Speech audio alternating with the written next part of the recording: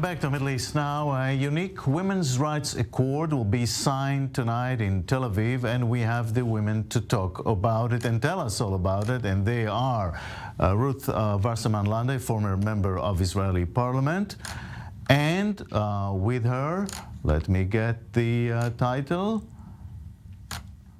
Gila Clara Jesus, Peace Ambassador of UNESCO, Artist for Peace, right? Yeah. All right. Tell us what exactly is this accord about?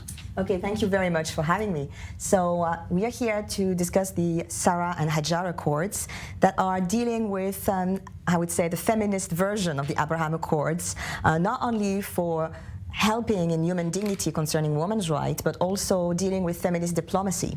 So diplomat women from all the governments who signed the Abraham Accords will come and express their willingness to be role models in the region in order to inspire other women to get on the table of negotiation, also to create peace building and also to foster new ideas in the Middle East, trying to really stimulate, I would say, a feminine spirit. And who are the partners to this? So the partners, we have the chance to have Her Excellency Nancy Kaduri for Bahrain. We have Her Excellency Afra Mahesh Al Hameli from the Emirates. We have from Morocco Maria Belafia, who will all come and sign virtually.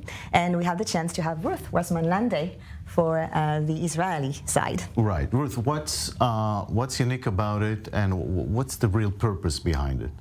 I feel that anything that enhances the Abraham Accords, whether it's government to government or between people, is something that is much needed. There are a lot of economic agreements signed between the countries, a lot of research going on.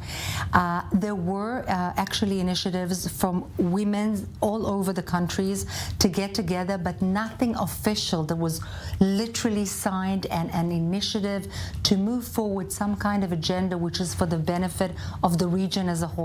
And that is something that is a beautiful initiative by the Ambassador of Art for Peace that I learned of, and I was very happy to participate and be a part of this endeavor. Do you touch women's rights?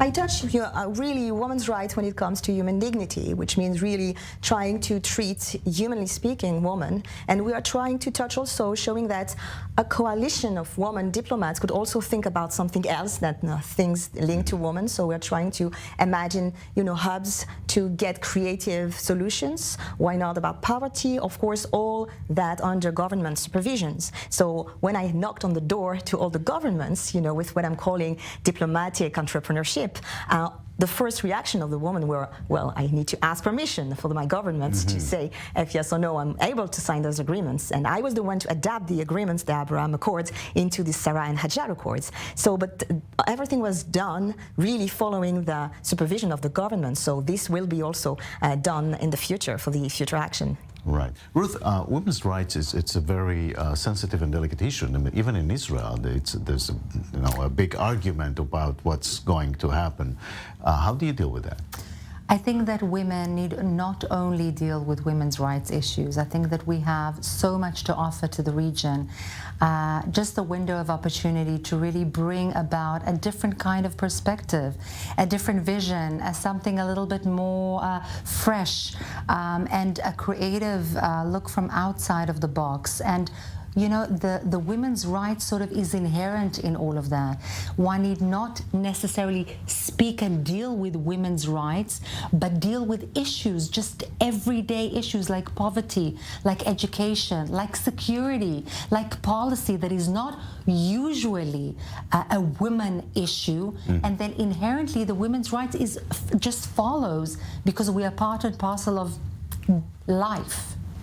Where are the men in all of this? You need the men, right? Of course, and that's what we're calling the masculine positivity. We really need to have men aside with us in order for women's rights to become, at last, human rights, simply. And what I say is, like, when I realized that Abraham Accords didn't have feminist equivalents, I followed the path also of my PhD advisor, Elie Wiesel, who really said that humanity is really one another, hand to hand, trying to understand from each other. So the goal is really not to go against, but on the contrary, to go together somewhere, not fighting one against another, but on the contrary, uniting our strengths in the Middle East, showing that through women, things can go better for humanity. Yaakov, you're very welcome to join this initiative. The door is open. I think you need prime ministers there. I think you need princes there and kings and whatnot in order for this actually to get a push. But give me maybe, Ruth, some actual examples of where this could turn into action. I personally have a dream of taking care, I know it sounds a little bit big and macro, but taking care of a lot of suffering by people in general in our region. There's a lot of suffering. It is cross-border. It's not specific to any religion, to any geographic venue, and there's a lot of pain.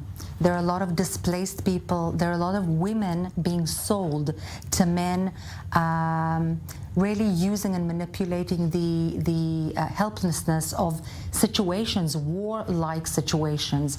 And I feel as women we can have the foresight to really operatively, concretely, not in idea, not just in talks, but in actions, draw attention to these issues and take care of them with men, with children, with elderly, with women, but the women will be the driving force thereof. And I believe that such action will bring about peace. It's not that suddenly tomorrow morning we'll wake up and speak about peace and happiness and everything will be rosy in our region. We're a little bit more practical than that. But if we do something which is cross-border, cross-religion, cross-issue, things will just come afterwards, because after all, we are all human beings. I wish you good luck, and thank you very much. Thank you Gila very much. and Ruth, thank you very much. Thank you. Thank you.